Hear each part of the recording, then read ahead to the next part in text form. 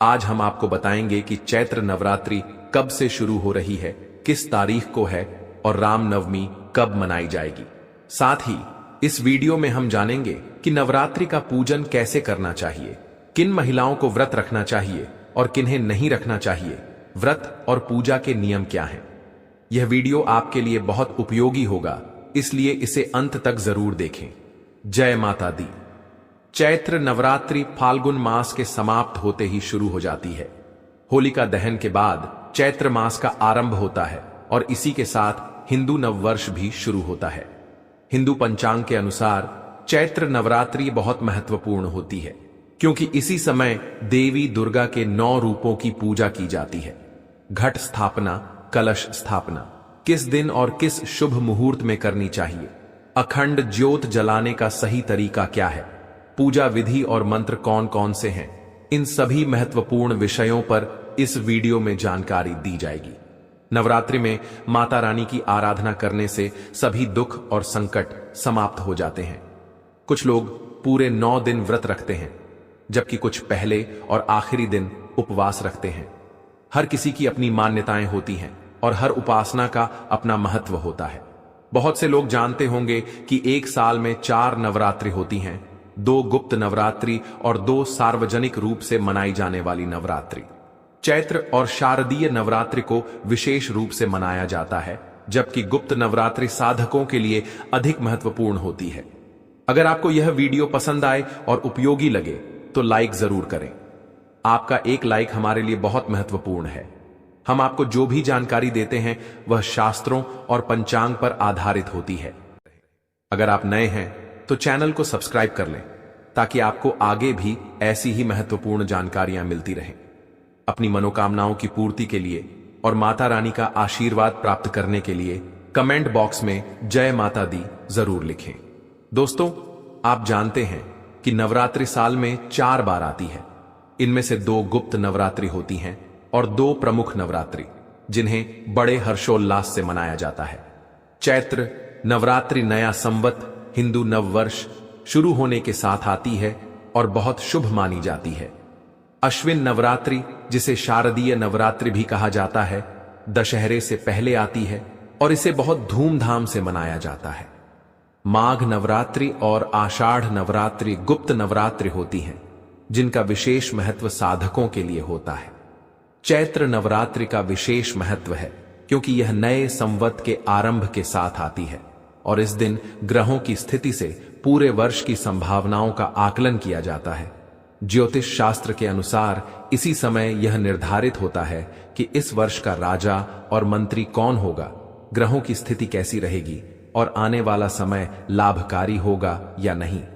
लेकिन ये सिर्फ बातें नहीं हैं, बल्कि पुराणों और ज्योतिषीय गणनाओं में इन बातों का उल्लेख किया गया है।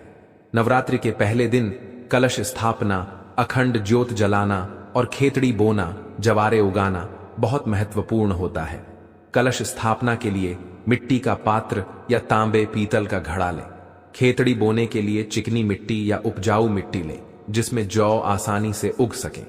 जौ जवारे के लिए 1 मुट्ठी बीज पर्याप्त होंगे, अधिकतम 100 ग्राम तक ले सकते हैं। मां दुर्गा की पूजा के लिए मूर्ति या तस्वीर रखें। अखंड ज्योत जलाने के लिए तेल या घी का बड़ा दीपक या कटोरी का उपयोग करें। यदि अखंड ज्योत जलाना संभव न हो तो नियमित दीपक जलाकर भी माता की आराधना कर सकते हैं। कलश स्थापना के साथ व्रत और पूजन का संकल्प लें। इसके बाद मां दुर्गा की आराधना करें और पूरे नवरात्रि मां के 9 रूपों की पूजा विधि का पालन करें। अखंड ज्योत जलाने के लिए यदि आप 9 दिनों तक दीप जलाना चाहते हैं तो इसके लिए कम से कम 1 किलो घी या तेल की आवश्यकता होगी। इसे पहले से लेकर रख लें। कलश स्थापना के लिए एक मिट्टी का या धातु का कलश लें। यदि आपके पास पहले से कोई तांबे या पीतल का कलश उपलब्ध है तो उसे भी उपयोग में ला सकते हैं। कलश पर रखने के लिए नारियल की आवश्यकता होगी। यदि आपके क्षेत्र में पानी वाला नारियल मिलता है तो उसे लें, लेकिन यदि वह उपलब्ध नहीं है तो सूखा नारियल भी इस्तेमाल किया जा सकता है।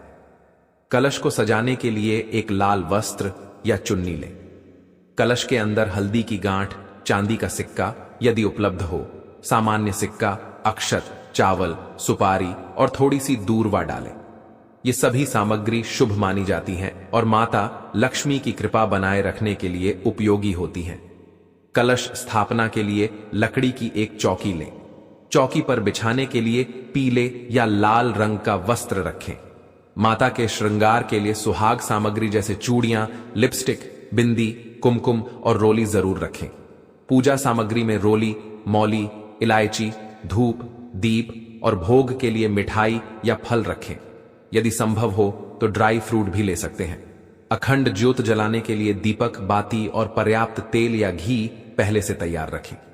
पूजा के लिए बैठने से पहले एक तांबे या पीतल का लोटा लें, उसमें पहले गंगा जल डालें और फिर शुद्ध जल से भर लें। अब पूजन विधि की ओर बढ़ें। सबसे पहले पूजा स्थल का शुद्धिकरण करें। पूर्व दिशा की ओर मुख करके बैठें और पूजा स्थल पर हल्का जल छिड़कें ताकि स्थान शुद्ध हो जाए। जो भी सामग्री आपने पूजा के लिए इकट्ठा की है उसका भी शुद्धिकरण करें ताकि पूजा पूरी श्रद्धा और पवित्रता के साथ संपन्न हो सके। जहां पूजा करनी है वहां जल और पुष्प छिड़ककर शुद्धिकरण करना है और मंत्रों का उच्चारण करना है। इस प्रकार आप पूजा स्थल को पवित्र कर लेंगे। जब स्थान और सामग्री शुद्ध हो जाए तो माता की चौकी लगाइए। चौकी पर सफेद या पीला वस्त्र बिछाइए। यदि चौकी उपलब्ध नहीं है तो जिस स्थान पर पूजा करने वाले हैं वहां उचित व्यवस्था करें। अब सबसे पहले माता की तस्वीर या मूर्ति को वहां स्थापित करें। माता को विराजमान करने के लिए अक्षत लेकर उनका आसन बनाएं और फिर तस्वीर या प्रतिमा को वहां रख दें। इसके बाद जो जवाहरे, जौ बोने वाले हैं उन्हें 1 या 2 घंटे पहले पानी में भिगोकर निकाल लें। मिट्टी के पात्र को अच्छे से धोकर शुद्ध करें, उसमें रेत डालें और फिर जौ डालें। जौ डालने के बाद उस पर हल्की सी मिट्टी की परत डालें। माता की दाहिनी ओर इस पात्र को रखें। इसके ऊपर यदि चाहें तो कलश रख सकते हैं या फिर अलग से भी कलश स्थापना कर सकते हैं। यदि अलग से कलश स्थापित कर रहे हैं तो पहले उसके नीचे चावल या गेहूं रखें और फिर उस पर कलश स्थापित करें। कलश में गंगा जल डालें और उसमें हल्दी की गांठ, साबुत हल्दी, 1 रुपए का सिक्का या चांदी का सिक्का, कमल गट्टे यदि उपलब्ध हों, सुपारी और दूर्वा डालें। सुपारी और सिक्का डालना आवश्यक है, बाकी सामग्री न होने पर भी कोई समस्या नहीं है। अब कलश को ढक दें और उस पर थोड़ा सा अक्षत डालें। फिर उसके ऊपर नारियल स्थापित करें। नारियल के ऊपर चुनरी लपेटें या फिर यदि चुनरी उपलब्ध न हो तो कलावा या सफेद धागा लपेट सकते हैं। नारियल को कलश के ऊपर इस प्रकार रखें कि उसका मुख आपकी ओर रहे। अब अखंड ज्योत जलाने की तैयारी करें। इसके लिए एक बड़ा दीपक लें, उसमें बत्ती लगाएं और किसी पात्र में रखकर घी भर दें। ज्योत स्थापित करने के लिए उसके नीचे भी चावल रखें। चावल का आसन बनाकर उस पर ज्योत रखें। यह ज्योत 9 दिनों तक निरंतर जलती रहनी चाहिए, इसलिए इसे सुरक्षित स्थान पर रखें। अब भगवान गणेश की प्रतिमा स्थापित करें। इस प्रकार पूजा की संपूर्ण आवश्यक प्रक्रिया पूर्ण हो गई है और आप माता की आराधना के लिए पूरी तरह तैयार हैं। अब हम पूजन आरंभ करेंगे। सबसे पहले संकल्प लिया जाएगा। संकल्प से पहले जल से शुद्धिकरण किया जाएगा। आप आसन पर बैठें, अपने हाथ पृथ्वी पर लगाएं और माता पृथ्वी से प्रार्थना करें। मंत्र उच्चारण करें। ओम पृथ्वी दयादता लोक देवी विष्णुनाथ तथा महादेवी पवित्रम गुरु आसनम। यदि आप विवाहित हैं और संभव हो तो पति पत्नी साथ में पूजा करें। अब जल से आचमन करें। सीधे हाथ में जल लें और सामग्री के साथ एक दीप प्रज्वलित करें। यदि संभव हो तो अखंड ज्योति जलाएं। नवरात्रि में अखंड ज्योति का विशेष महत्व होता है। यदि आप पूजा या व्रत न भी करें लेकिन माता के लिए 9 दिनों तक अखंड ज्योति जलाते हैं तो आपकी मनोकामना पूर्ण हो सकती है और माता का आशीर्वाद प्राप्त होगा। अब व्रत का संकल्प लिया जाएगा। संकल्प के लिए सीधे हाथ में जल अक्षत और 1 रुपए का सिक्का लें। 3 बार ओम श्री विष्णु श्री विष्णु बोलें। फिर अपना नाम, गोत्र, जिस स्थान पर बैठकर संकल्प कर रहे हैं उसका पता, घर नंबर, क्षेत्र, शहर और तिथि चैत्र माह शुक्ल पक्ष का उल्लेख करें। संकल्प में यह बोलें कि आप चैत्र नवरात्रि स्थापना, अखंड ज्योत स्थापना व्रत पूजन कर रहे हैं और इसे माता के चरणों में अर्पित कर रहे हैं। संकल्प में जो भी पूजा कर रहे हैं उसका स्पष्ट वर्णन करें। संकल्प एक महत्वपूर्ण प्रक्रिया है। इसके बिना पूजन का पूर्ण फल नहीं मिलता। यह वैसा ही है जैसे बैंक खाते में पैसे तभी जुड़ते हैं जब आप सही प्रक्रिया अपनाते हैं। संकल्प यह सुनिश्चित करता है कि आप कौन हैं, कहां बैठे हैं, किस गोत्र से हैं और किस उद्देश्य से पूजा कर रहे हैं। संकल्प पूरा होने के बाद अब पूजन आरंभ किया जाएगा। सबसे पहले गणेश जी का पूजन होगा।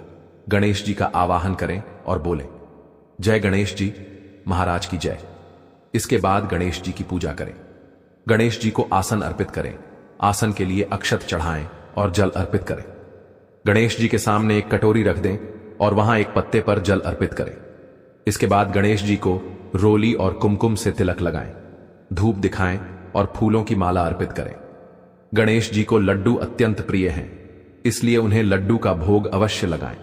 इस प्रकार गणेश जी की पूजा संपन्न होगी। इसके बाद माता का पूजन और पाठ करना है। पूर्ण श्रद्धा भाव से नवरात्रि का व्रत महिलाएं रखती हैं, लेकिन पुरुष भी व्रत रख सकते हैं। नवरात्रि के व्रत में फलाहार किया जा सकता है। कुछ लोग निर्जला व्रत भी रखते हैं। यह आपकी श्रद्धा पर निर्भर करता है। व्रत के दौरान सात्विकता का पालन करना आवश्यक है। व्रत के दिनों में ब्रह्मचर्य का पालन करें, किसी को कष्ट न दें और जितना संभव हो सके दान करें। नवरात्रि में दान का विशेष महत्व होता है। इन 9 दिनों के दौरान घर में किसी भी प्रकार का लड़ाई झगड़ा या कलह नहीं होना चाहिए। सुबह और शाम माता की आरती अवश्य करें। आरती के लिए कपूर जलाएं और दीपक प्रज्वलित करें।